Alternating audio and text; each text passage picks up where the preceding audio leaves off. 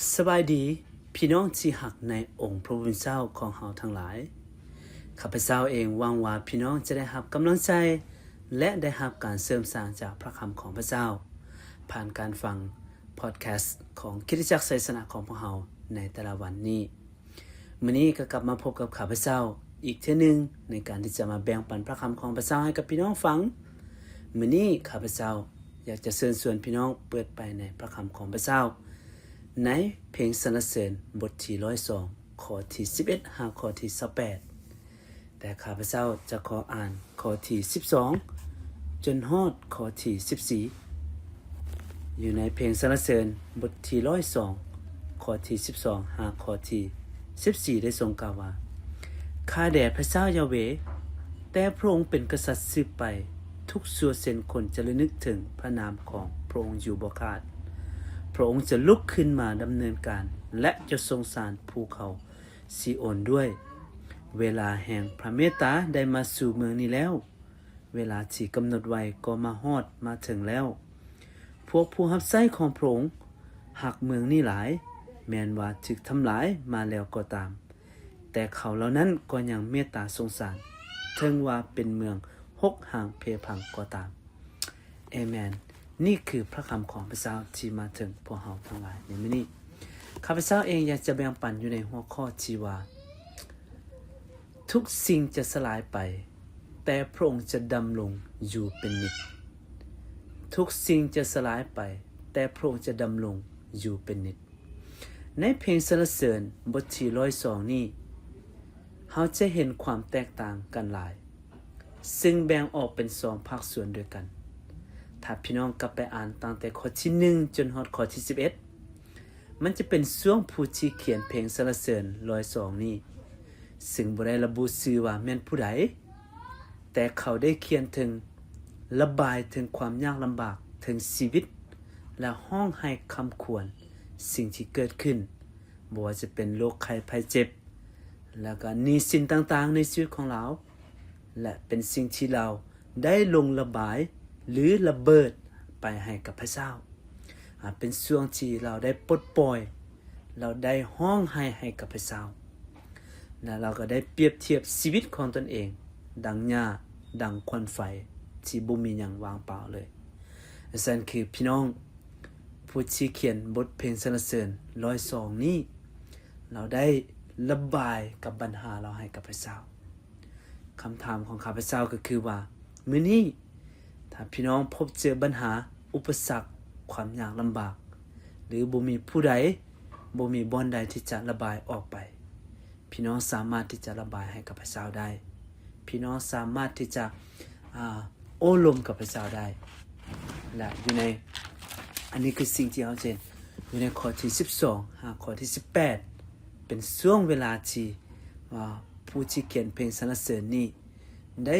จื้อจำได้บอกกับตัวเองว่าพระเจ้าทรงแม่นไผพระเจ้าแม่นไผและผู้เขียนเพลงสรรเสริญนี้รู้ว่าพระองค์แม่นไผพระสัญญาของพระเจ้าเป็นจริงแล้วจึงเฮ็ดให้เรารู้ว่าสิ่งที่เราทูลขอกับพระเจ้าสิ่งที่เราห้องให้คำควรให้กับพระเจ้านั้นแม้เรายังมีความหวังพี่น้องอยู่ในข้อที่12เป็นจุดเปลี่ยนอยู่ในนี้อยู่ในข้อที่12เราได้ทรงกล่าวว่าข้าแด่พระเจ้ายาเวห์แต่พระองค์เป็นกษัตริย์สืบไปทุกชั่วเส้นคนจะระลึกถึงพระนามของพระองค์อยู่บ่ขาดนี่คือสิ่งที่เราได้ว่าแต่พระองค์เป็นกษัตริย์สืบไปพี่น้องทุกสิ่งทุกอย่างจะสลายไปแต่พระองค์จะทรงเป็นกษัตริย์สืบไปนี่คือสิ่งที่เราเห็นว่าคนคนนี้เราระบายเราเจอปัญหาอุปสรรคเราเจอปัญหาชีวิตแต่สิ่งที่เรารู้ว่าพระองค์ทรงเป็นกษัตริย์เรารู้ว่าพระองค์แม่นไผและเรารู้ว่าพระองค์เฮ็ดหยังได้แน่และเรารู้ว่าพระสัญญาของพระเจ้าจะเกิดจริงในชีวิตของเราพระองค์บ่ได้เป็นพระเจ้าแต่วันอาทิตย์พระเจ้าบ่ได้เป็นแต่พระเจ้าตอนที่เราเข้าเฝ้าเดียวแต่พระองค์ทรงเป็นพระเจ้าและเป็นกษัตริย์ ตั้งแต่เมื่อวานนี้มื้อนี้แล้วก็สืบไปเป็นนิดพี่น้องนี่คือพระเจ้าของเฮาพระองค์ทรงเป็นพระเจ้าในท่ามกลางปัญหาชีวิตของพวกเฮามื้อนี้พี่น้องข้าพเจ้าเชื่อว่าพี่น้องเจอปัญหาอุปสรรคแต่ข้าพเจ้าอยากให้พี่น้องที่จะซอกหาพื้นที่ที่ระบายนั้นคือพระเจ้าและให้พี่น้องรู้ว่าพระองค์ทรงเป็นพระเจ้าอยู่ในท่ามกลางชีวิตของพวกเฮาอยู่ในข้อที่13ได้ทรงกล่าวว่าพระองค์จะลุกขึ้นมาดำเนินการและจะทรงสารภูเขาซิโอนด้วยเวลาแห่งพระเมตตาได้มาสู่เมืองนี้แล้วเวลาที่กำหนดไว้ก็มาฮอดมาถึงแล้วอันนี้อยู่ในข้อที่13นี่พระองค์มีเวลาของพระองค์เองมีขั้นมีตอนพระองค์จะทรงแก้ไขปัญหาพระองค์จะเป็นผู้ที่จะเล่าโลมในชีวิตของพวกเราพี่น้องมื้อนี้ถ้าพี่น้องเจอปัญหาอุปสรรคสิ่งใดให้พี่น้องจดจำว่าพระองค์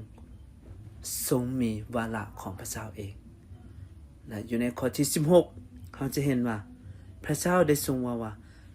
เมื่อพระเจ้ายาเวห์สร้างซิโอนขึ้นใหม่พระองค์จะปรากฏด้วยสง่าราศีของพระองค์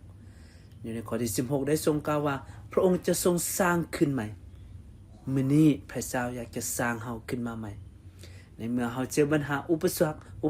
พระองค์ทรงเข้าใจและพระองค์จะสร้างเฮาขึ้นมาใหม่เอเมนบอกพี่น้องแม้ว่าอยู่ในข้อที่17ได้ว่า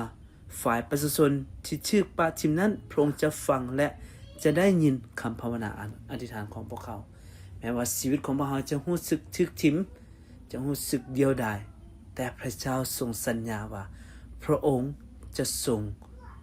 บ่ทอดทิมพวกเขาและจะอยู่เคียงข้างพวกเขาตลอดไปเอเมนพี่น้อง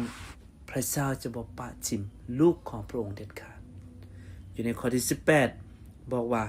จงบันทึกสิ่งที่ทรงกระทำให้แก่คนรุ่นหลังเพื่อว่าคนที่บ่ทันเกิดมาจะได้ย่องยอสรรเสริญพระเจ้ายาเวห์เขาจะเห็นว่าพระเจ้าทรงเป็นอยู่ก่อนและคนที่ยังบ่ทันเกิดก็จะได้ย่องยอสรรเสริญพระเจ้าพี่น้องในเช้าวันนี้ถ้าเจ้ากำลังพบชีวิตที่เลวร้ายหรือปัญหาอุปสรรคที่สั่นคลอนในชีวิตหรืออาจจะเจอหลายสิ่งหลายอย่างข้าพเจ้าอยากหนุนใจให้พี่น้องที่จะจดจำว่าพระเจ้าจะสร้างเฮาขึ้นมาใหม่พระเจ้าจะบ่ปะทิมเฮาพระเจ้าก็คือพระเจ้าจะดำรงอยู่เป็นนิจแม้ว่าทุกสิ่งจะสลายไปแต่พระองค์จะยังคงอยู่เป็นนิจเอเมนร่วมใจกันอธิษฐานพระเจ้าบิดาลูกสรรเสริญแด่พระองค์ขอบคุณพระเจ้าที่ผู้ลูกแม้ว่าผู้ลูกเจอปัญหาแต่ผู้ลูกก็จะเบิ่งอยู่ที่พระสัญญาของพระเจ้าผู้ลูกจะบ่ได้ไปเบิ่งอยู่ที่สถานการณ์แต่ผู้ลูกจะเบิ่งอยู่ที่พระเจ้าว่าพระองค์ทรงเป็นกษัตริย์ปัญหาพวกนั้นเป็นสิ่งชั่วคราวแต่พระเจ้าจะเป็นกษัตริย์ที่ดำรงอยู่ไปเป็นนิจขอบคุณพระองค์พระเจ้าสำหรับวันนี้อธิษฐานในนามสกิจเจ้าเอเมนขอพระเจ้าอวยพรพี่น้องทุกคน